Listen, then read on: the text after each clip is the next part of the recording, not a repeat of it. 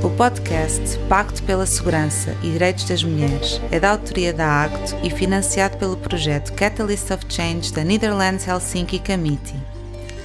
Esta é a terceira e última parte da conversa com o coletivo de vítimas do SES Academia Sem Assédio, um coletivo internacional de mulheres de diferentes áreas profissionais e com diferentes perfis, que partilham experiências de violência sofrida em contextos académicos enquanto estudantes ou investigadoras do Centro de Estudos Sociais da Universidade de Coimbra, em Portugal. No artigo 3.a, a Convenção de Istambul descreve-nos o seguinte conceito aplicável à sua utilização. Violência contra as mulheres é entendida como uma violação dos direitos humanos e como uma forma de discriminação contra as mulheres e significa todos os atos de violência baseada no género que resultem ou sejam passíveis de resultar em danos ou sofrimento de natureza física, sexual, psicológica ou económica para as mulheres, incluindo a ameaça do cometimento de tais atos, a coerção ou a privação arbitrária da liberdade, quer na vida pública, quer na vida privada. A Convenção faz uma tentativa por reconhecer o contínuo de violência vivido por mulheres, termo cunhado e desenvolvido por Liz Kelly em 1988, que demonstra que todas as formas de violência masculina contra as mulheres estão relacionadas entre si e criam este contínuo de violência. Estas podem traduzir-se em formas mais óbvias ou subtis de violação de direitos, que pretendem ou resultam no controle das vidas, dos seus corpos, da sua sexualidade, enfim, manter as mulheres numa posição de subordinação em relação ao homem. No episódio anterior, falámos sobre a formação, estratégias e desafios enfrentados pelo coletivo de vítimas do Centro de Estudos Sociais da Universidade de Coimbra, formado em abril de 2023, e cujas integrantes só viriam a público apenas em 2024, com a sexta carta aberta do coletivo, subscrita por 13 mulheres. Esta tinha como objetivo destacar os resultados da comissão independente que concluía pela existência de padrões de assédio e abuso de poder na instituição, embora não identificasse os responsáveis, já que o seu trabalho estava vinculado à manutenção do anonimato de denunciantes e denunciados. Na carta, as vítimas exigiam também que o Centro de Estudos Sociais, com base nos resultados apresentados pela Comissão, iniciasse procedimentos disciplinares para apurar responsabilidades e aplicar as sanções cabíveis, além de aprimorar as instâncias internas de prevenção da violência e proteção das vítimas. A saída do anonimato das vítimas, que foi seguida por uma visibilização mediática das suas histórias, possibilitou que elas alcançassem o apoio e a solidariedade de pessoas de todo o lado e, ao mesmo tempo, provocou a rápida reação daqueles sobre as quais as suas denúncias diziam respeito. No dia 10 de outubro de 2024, Boaventura de Sousa Santos ingressava com uma ação de tutela de personalidade contra 4 mulheres do coletivo, que assinavam a sexta carta: Sara Araújo, Carla Paiva, Teresa Cunha e Gabriela Rocha. Uma ação de tutela de personalidade é um procedimento judicial que visa reconhecer que a honra e o nome de alguém estão a ser injustamente ameaçados e devem ser restabelecidos de maneira célere, com uma decisão a ser tomada no prazo de 15 dias. Boaventura alegou em seu pedido inicial que as autoras da carta aberta do coletivo, as mesmas que haviam também compartilhado as suas denúncias no jornal Agência Pública, seriam responsáveis pela desmoralização da sua figura pública e pelo seu afastamento da instituição que ele havia criado décadas antes. O professor considerava-se inocentado pela Comissão Independente do SES, já que esta não havia apontado o seu nome como responsável por nenhum ato indevido.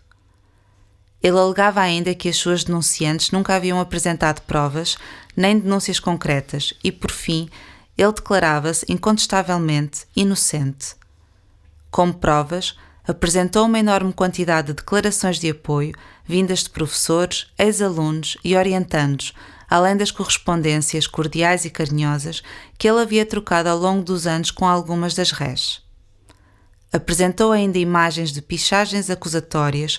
feitas anonimamente em data próxima à abertura do processo, acusando de serem as rés as únicas possíveis responsáveis pela pintura.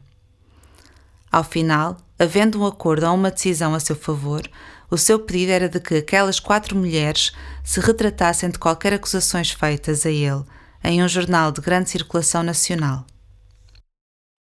Olá a todos e todas, eu sou Lara Roque Figueiredo, advogada, represento as 4 vítimas que foram alvo de um processo por parte do professor Boaventura de Sousa Santos, processo de natureza civil, de tutela da personalidade. Estas 4 mulheres são réis e o pedido do professor Boaventura de Sousa Santos visa, de uma forma muito generalista, que estas 4 mulheres digam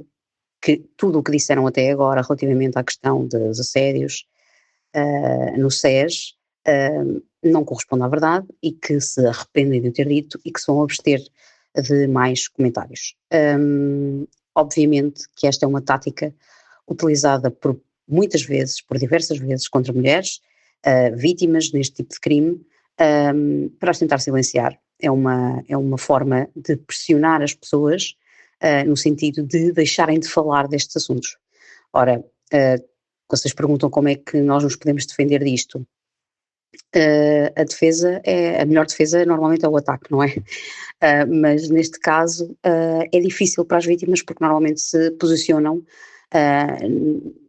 em termos sociais numa situação muito mais frágil do que os seus agressores, que normalmente são pessoas que estão numa posição de poder, que têm capacidade financeira para demandar e para perder tempo nos tribunais, e é isso exatamente que estamos a ver no caso do professor Boaventura de Sousa Santos. Primeiro começou com uma ação civil contra estas 4 mulheres, agora já deu entrada de uma outra ação contra outras tantas que vivem no estrangeiro, já há ameaças de processos de crime e já há mensagens a circular no WhatsApp que pressionam, que ofendem, que injuriam, enfim, que obrigam a uma resposta. Portanto, nessa medida é uma tática que é utilizada para silenciar as pessoas. Como é que nós nos defendemos? Respondendo a estas ações, é o que estão a fazer estas 4 mulheres, e assim farão todas as outras que forem citadas da outra ação, acredito eu, e portanto nós respondemos e lutamos pela liberdade que as mulheres têm que ter no espaço público para falar sobre estes temas, para os discutir, para os denunciar e sobretudo para se defenderem. Porque, como já nós dissemos várias vezes, este processo, esta posição das mulheres vítimas do SES não visa uma perseguição pessoal, visa sim uma defesa coletiva das mulheres, das meninas, das raparigas que estão na academia, que estão noutros meios, a defenderem-se destas posturas menos sérias, menos corretas, ilegais, ilícitas, e que as instituições mudem no sentido de criarem garantias de defesa nestas situações, quando elas infelizmente ocorram. A grande defesa das mulheres é a educação da sociedade. A denúncia destes crimes tem que ser respeitada, as mulheres têm que ser respeitadas quando denunciam estes crimes, tem que ser, a sua voz tem que ser ouvida e não pode ser sempre questionada. As vítimas não têm que justificar. Quem tem que se justificar são os agressores, quem tem que justificar o comportamento são os agressores e não as vítimas. Portanto, é para isso que também fazemos esta caminhada juntas nesta ação e noutras que vierem a ocorrer para tentar proteger todas as mulheres e raparigas no futuro e que as instituições se preparem para serem protetoras das mulheres e das raparigas. O coletivo teve então que ampliar e mobilizar a sua rede de apoio e solidariedade para a defesa das 4 das suas integrantes, as atuais réis, neste processo judicial. Criou um crowdfunding para o pagamento das custas judiciais com o processo, um sítio eletrónico denominado academiasemassédio.com, onde traz informações sobre o histórico do coletivo e sobre as ferramentas e estratégias de combate ao assédio académico. E ainda um perfil no Instagram, também chamado Academia Sem Assédio, onde divulgam vídeos e cartas de apoio, além de informações e notícias relevantes para que mais pessoas possam conhecer o coletivo, identificarem-se com a causa e também poderem inspirar na luta destas mulheres, se estiverem a enfrentar situações parecidas. O coletivo é formado por mulheres de diferentes perfis, profissões e trajetórias, que se uniram em torno de uma causa: a luta contra o patriarcado académico, um problema que permanece instalado nas instituições de ensino e investigação, assim como nas estruturas dos governos, da justiça e no cotidiano do trabalho, das ruas, das casas e famílias. Revoltar-se contra práticas naturalizadas por anos e normalizadas pelas próprias vítimas é um processo que exige entender-se como a parte mais fraca de um sistema de opressões, o que nunca é uma tarefa fácil, principalmente quando as figuras agressoras isolam as suas vítimas e fazem com que elas se sintam sozinhas no seu sofrimento. Em Portugal, nós temos tido alguns impasses no sentido de criar uma política de proteção de mulheres, sobretudo devido à nossa situação política atual, que temos tido governos minoritários e que caem com facilidade e que leva a que a Assembleia da República nem sempre consiga produzir o trabalho que é necessário. Contudo, quer a Ordem dos Advogados, quer várias instituições têm requerido de que as mulheres vítimas de crimes violentos, como são o assédio, como são a violação, como são outros, como é a violência doméstica, por exemplo, tenham imediatamente acesso a um advogado, mesmo antes de fazerem a sua queixa. Porque é essencial conhecer os direitos que as mulheres têm, a proteção que existe para a sua situação naquele momento, e isso, conhecimento é poder, sempre foi, e portanto, quando as mulheres estão conhecedoras dos seus direitos e estão seguras dos seus direitos, mais facilmente se protegem e protegem outras mulheres.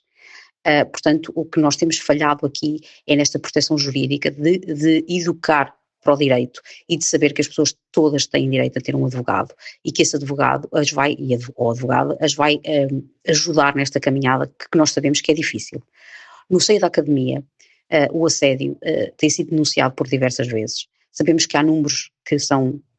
preocupantes, porque a academia é um local que é propício a este tipo de situações. Porquê? Porque existem relações desequilibradas de poder, existem interesses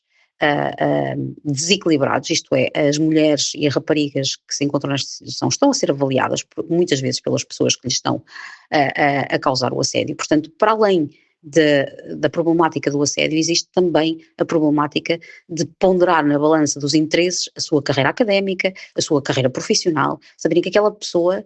tem o poder de conseguir perturbar e prejudicar a sua carreira académica e pessoal, para além da questão do assédio.